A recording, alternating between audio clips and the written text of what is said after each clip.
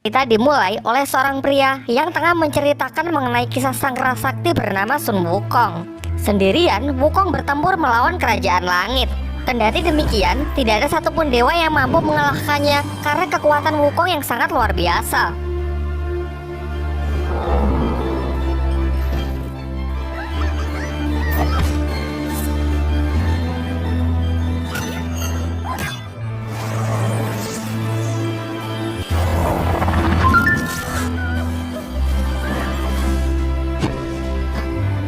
Sampai pada akhirnya sang Buddha pun turun tangan dan berhasil menyegel Wukong di dalam Gunung Lima Jari hingga 500 tahun pun berlalu. Selanjutnya kita diperlihatkan pria tersebut yang tengah dalam perjalanan bersama rombongannya. Namun secara mengejutkan, tiba-tiba mereka diserang oleh sekelompok siluman termasuk pria yang sebelumnya. Sadar bahwa ia tidak bisa melakukan perlawanan, istri dari pria tersebut menjatuhkan dirinya ke jurang bersama bayi yang digendongnya. Sin kemudian berpindah ke seorang kakek yang tengah minum di pinggir sungai. Secara tidak sengaja, ia melihat seorang bayi yang tengah hanyut di sungai, kemudian menghampirinya dan memutuskan untuk merawatnya. Singkat cerita, 10 tahun telah berlalu dan bayi tersebut kini telah tumbuh besar. Oleh kakek yang menemukannya, ia diberi nama Jiang Liu'er. Karena Liu'er sering mendengar kisah kehebatan dari Sun Wukong yang sangat melegenda, ia pun menjadi penggemar berat dari sang sakti tersebut. Di sini, ia bersama kakeknya adalah seorang biksu. Akan tetapi, Liu'er menyatakan ketidakpuasannya karena mereka cuma menghabiskan waktunya untuk mengemis dan membaca kitab sutra. Padahal ia jauh lebih tertarik untuk belajar kungfu, mengingat di dunia ini banyak sekali siluman. Namun sang kakek langsung memukulnya dan menyuruhnya untuk fokus saja menjadi biksu. Tak lama setelah itu, tiba-tiba sekelompok siluman menyerang desa mereka. Dengan brutal, siluman-siluman ini menyerang warga desa dan menculik para anak-anak.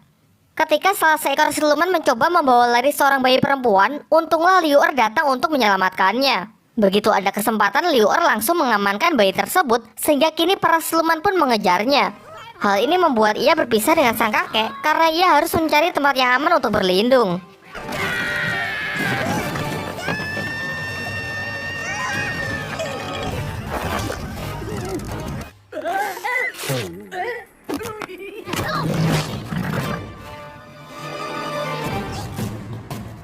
Sampai pada akhirnya Liu'er masuk ke dalam sebuah gua karena para siluman tersebut terus mengejarnya.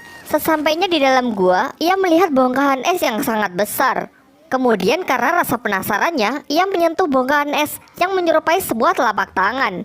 Ternyata hal ini memicu es tersebut retak hingga pada akhirnya hancur berkeping-keping. Namun akibat retakan itu, kini para siluman tersebut mengetahui lokasi dari Liu'er. Ketika para siluman itu hendak menerkamnya, muncullah sesosok makhluk dari dalam reruntuhan. Ternyata ia adalah Sun Wukong yang digencet di bawah Gunung Lima Jari oleh sang Buddha 500 tahun yang lalu. Meskipun dengan tangan yang masih dirantai, Sun Wukong dapat mengalahkan siluman-siluman tersebut. Setelah itu, tanpa mengucapkan sepatah kata pun, Sun Wukong pun segera meninggalkan tempat itu. Tentu saja Wukong sangat senang karena ia merasa bahwa kini ia telah mendapatkan kebebasannya kembali. Namun ketika ia hendak menggunakan kekuatannya untuk terbang, sisa gelang rantai yang masih berada di tangannya serasa menekan kekuatannya. Gelang itu sangat kuat yang tidak mampu ia hancurkan menggunakan cara apapun. Gelang rantai yang terus menekan kekuatan Wukong jelas merupakan sisa kekuatan dari sang Buddha yang telah menghukumnya. Sementara itu, Liu'er yang mendengar percakapan Wukong dengan sang Buddha mengetahui kalau yang dihadapannya ini adalah sosok sakti yang selama ini sangat ia kagumi. Mulailah ia membuntuti Wukong kemanapun ia pergi. Selain itu, ia juga mencerca Wukong dengan pertanyaan-pertanyaan yang selama ini ia dengar dari cerita rakyat.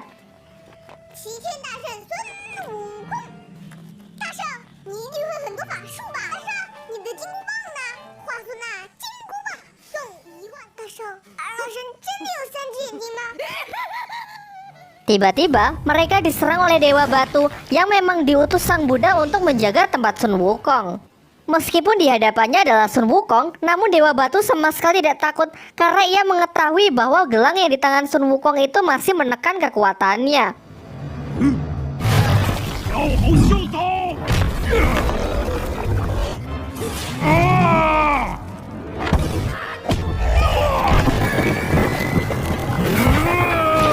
Wukong yang tidak bisa mengeluarkan seluruh kekuatannya akhirnya terdesak dan nyaris jatuh ke dalam jurang. Untunglah Liu Er membantunya dengan melepaskan kertas mantra yang tertempel di punggung Dewa Batu tersebut.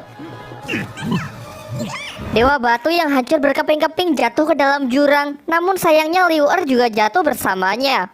Di sisi lain, para siluman yang telah kembali ke markasnya melaporkan mengenai kemunculan Sun Wukong kepada pimpinannya. Hal itulah yang membuat mereka gagal untuk mendapatkan anak perempuan yang diinginkan. Untuk memastikan apakah ia benar-benar Sun Wukong, sang pimpinan pun mengubah wujud dua anak buahnya demi untuk menjebak mereka.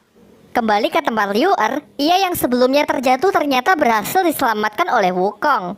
Di sini, Wukong juga masih berupaya untuk menghancurkan gelang dari sang Buddha, meskipun berulang kali terus gagal karena Liu Er selalu mengganggunya.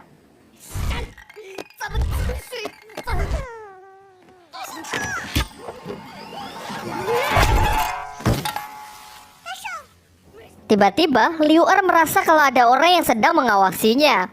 Ia mengikuti instingnya yang membawanya ke sebuah kuil. Di dalam kuil tua itu, ia menemukan seseorang yang tengah menyamar menjadi patung Buddha.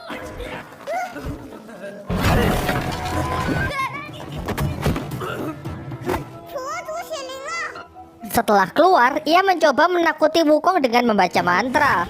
Namun tiba-tiba, orang tersebut malah berubah wujud menjadi seekor siluman babi. Selain itu, ia juga tidak percaya kalau yang dihadapannya ini adalah sang kera sakti Sun Wukong. Dengan penuh percaya diri, ia pun langsung menantangnya untuk Baiwan. Meskipun tanpa kekuatan penuhnya, Wukong dapat mengalahkannya dengan mudah. Dari sini akhirnya diketahui bahwa siluman babi itu dulunya adalah Jenderal Tianfeng yang dikalahkan Sun Wukong 500 tahun yang lalu ketika ia mengacaukan kayangan. Ia terlempar hingga jatuh ke kandang babi yang membuatnya juga berubah menjadi babi. Sejak mereka bertemu, Jenderal Tianfeng pun selalu mengikuti Wukong dan Liu Er kemanapun mereka pergi.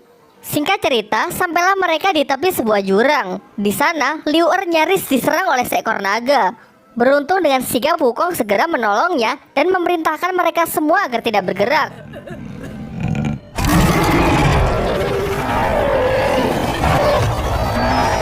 Tidak lama setelah itu, akhirnya naga itu pun meninggalkan mereka. Namun kemudian Wukong memarahi Liu Er karena telah mengusik sang naga yang dapat membahayakan keselamatannya sendiri. Dan karena masih merasa kesal, Wukong pun langsung menarik telinga Tianfeng dan berniat untuk menjatuhkannya ke dalam jurang sebagai makanan dari monster naga. Tiba-tiba sang monster naga muncul kembali, namun kali ini ia tidak melakukan penyerangan dan langsung pergi meninggalkan mereka. Dengan menyaksikan sang naga yang sedang terbang bebas di angkasa, Wukong pun menjelaskan arti kebebasan yang sesungguhnya kepada mereka. Setelah menyelesaikan pidato singkatnya, Wukong pun memutuskan untuk mengantarkan Liu Er dan gadis kecil itu untuk kembali pulang. Di sisi lain, sang kakek ternyata masih hidup dan kini berkelana untuk mencari keberadaan Liu Er. Kembali ke tempat Liu Er, karena hari sudah menjelang malam, mereka pun memutuskan untuk berhenti di sebuah penginapan. Dan tentu saja, penginapan ini adalah jebakan dari para siluman yang sebelumnya telah menyamar menjadi manusia. Meskipun Liu Er dan Jenderal Tianfeng tidak menyadarinya, namun Sun Wukong tidak sedikit pun menurunkan kewaspadaannya. Singkat cerita, mereka pun sepakat untuk menginap karena memang hari sudah larut malam. Sebelum tidur, Liu Er berjanji kepada Wukong bahwa nanti ketika ia kembali, ia akan lebih serius dalam mendalami ajaran Buddha. Kemudian ia akan memohon kepada sang Buddha agar kekuatan Wukong bisa dikembalikan.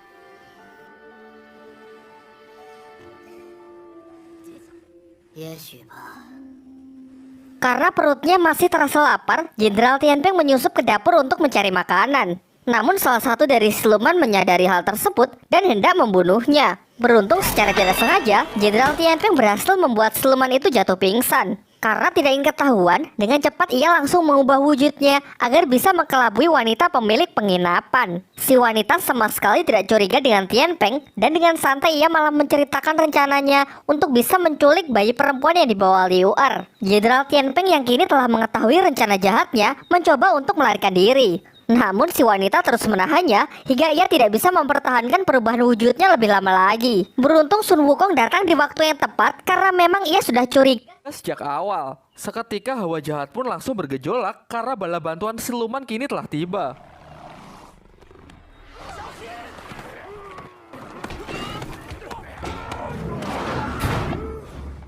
Di saat Wukong disibukkan oleh para siluman, si wanita siluman memanfaatkan kesempatan ini untuk pergi menemui Liu Er, berniat merampas bayi perempuan yang ia bawa. Wukong yang menyadari hal itu kemudian memerintahkan Tian Peng untuk pergi melindungi Liu Er.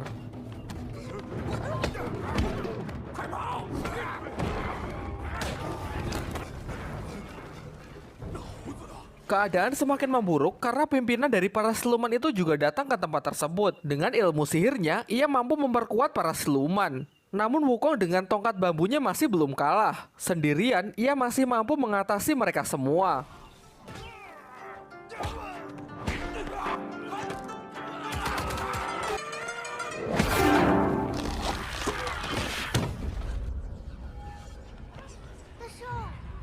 Ketika mereka berpikir sudah berhasil melarikan diri, pemimpin dari para siluman itu datang untuk menculik bayi perempuan yang dibawa Liu Er. Jelas Sun Wukong yang masih belum bisa menggunakan kekuatannya dapat dikalahkan dengan sangat mudah.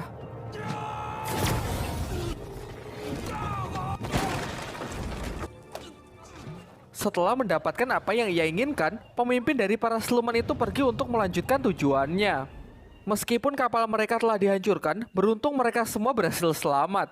Liu Er yang telah tersadar mengajak Wukong untuk pergi menyelamatkan anak perempuan yang diculik para siluman itu. Namun Wukong menolak dengan mengatakan kalau itu bukanlah urusannya. Ia merasa sama sekali tidak punya tanggung jawab untuk pergi menyelamatkan siapapun. Sampai pada akhirnya Liu Er pun pergi sendirian untuk menyelamatkan bayi perempuan itu. Tentu sebenarnya Wukong ingin sekali pergi menyelamatkannya, namun dengan kekuatannya yang sekarang, ia merasa bahwa ia tidak akan bisa melakukan apa-apa. Di tengah keputusasaannya, Liu Er melihat beberapa siluman yang sedang menuju markasnya. Secara diam-diam ia pun mengikutinya dan berharap bisa tiba di tempat bayi perempuannya diculik. Sementara itu, ternyata Wukong berusaha keras untuk mengeluarkan seluruh kekuatannya. Namun ia selalu gagal karena kekuatan sang Buddha yang terlalu kuat. Ketika ia hampir menyerah, ia melihat bayangan Liu Er yang sangat mengaguminya.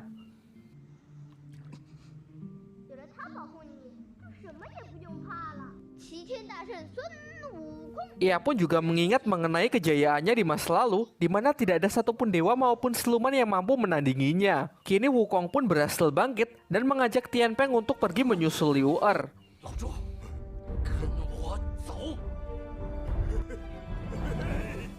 Di markasnya, ternyata bos dari siluman menggunakan para anak-anak untuk menjalankan ritualnya. Di sini kita juga diperlihatkan kalau Liu Er sudah berhasil menyusup ke dalam markas tersebut. Namun sialnya, belum lama masuk ke dalam markas ia sudah ketahuan. Ketika ia nyaris ditangkap, untunglah sang kakek datang untuk menolongnya.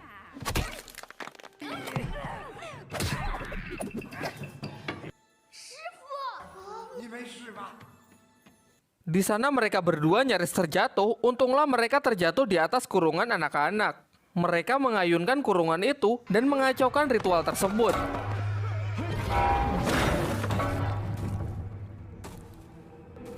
Tentu hal ini membuat pimpinan dari para siluman itu marah dan bertanya kepada Liu Er di manakah Sun Wukong. Karena ia yakin bahwa Sun Wukonglah dalang dibalik semua kekacauan ini. Ketika Liu Er hampir dibunuh, untunglah Wukong bersama Tian Peng datang dengan menaiki monster naga.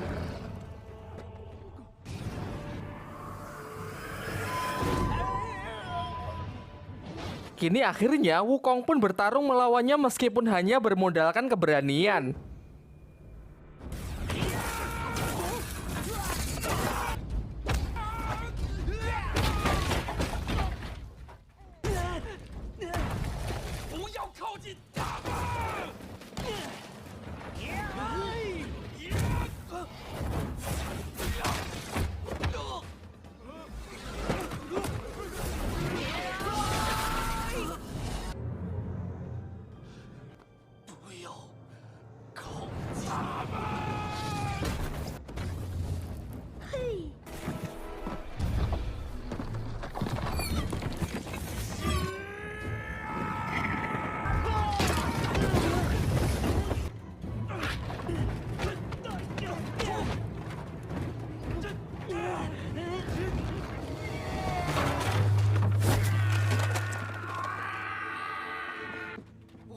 Ketika Wukong dan Liu Er merasa sudah menang karena sang pemimpin siluman telah terjatuh ke dalam jurang, terjadilah gerhana matahari total yang membuat bangkitnya monster di dalam dirinya. Akibatnya ia mengamuk dan menyerang Liu Er secara membabi buta.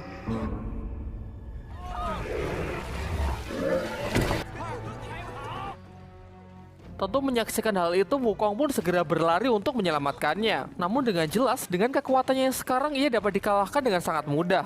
Wukong yang sama sekali tidak punya kesempatan malah digenjat oleh monster itu menggunakan sebuah batu raksasa. Tanpa pikir panjang, Liu Er pun langsung menitipkan anak-anak kepada kakeknya dan dia bersiap untuk membantu Wukong. Tentu Wukong pun sangat marah karena Liu Er sama sekali tidak mendengarkannya untuk segera meninggalkan tempat ini. 谁让你回来的？你来干什么？你说好了要一起走的。忘了，我是齐天大圣。 Tanpa mendengarkan peringatan dari Wukong, Liu Er pun langsung mencabut sebuah kayu dan berusaha untuk melawan sang monster. Pada awalnya, ia cukup sukses untuk mengalihkan perhatian monster itu agar Wukong dapat selamat. Namun keadaan menjadi semakin memburuk karena monster itu dengan cepat menyerang Liu Er. Dan ketika Wukong terbebas, ia pun sudah terlambat karena monster itu telah menghancurkan tebing di mana Liu Er berpijak.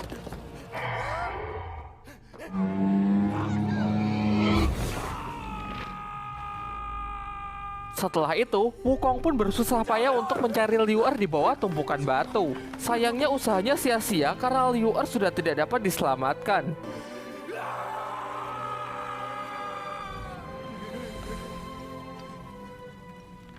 Hal ini memicu emosi Wukong yang sangat tinggi yang memaksanya mengeluarkan seluruh kekuatannya.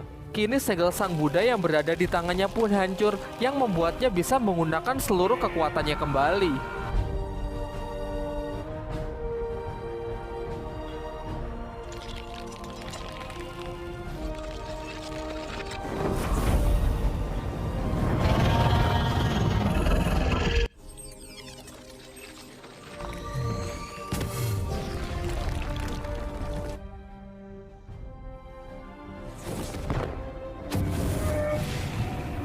Dengan kekuatan penuhnya yang telah kembali, monster itu sama sekali bukanlah lawan yang sulit.